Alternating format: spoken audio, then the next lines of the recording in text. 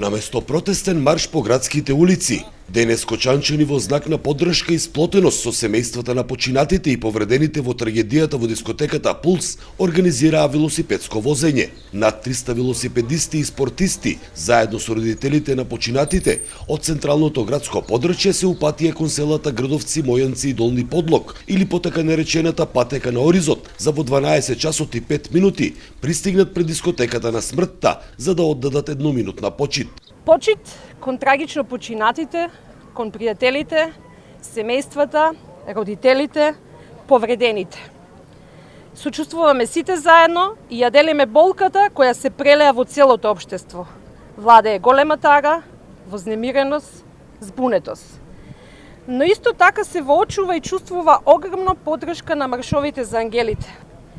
Но неминовно е да се запрашаме дали треба да ни се случат трагедии за да си подадеме рака и да се сплотиме.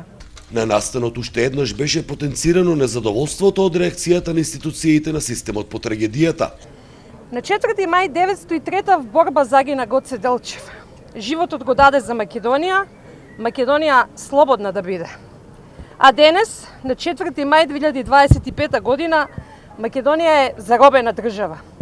Заробена на авторитет, сконцентриран во еден центар на моќ, власта, без контрола и баланс, која ни го донесе 50-тиот ден од нашата болка, празнина, тежина.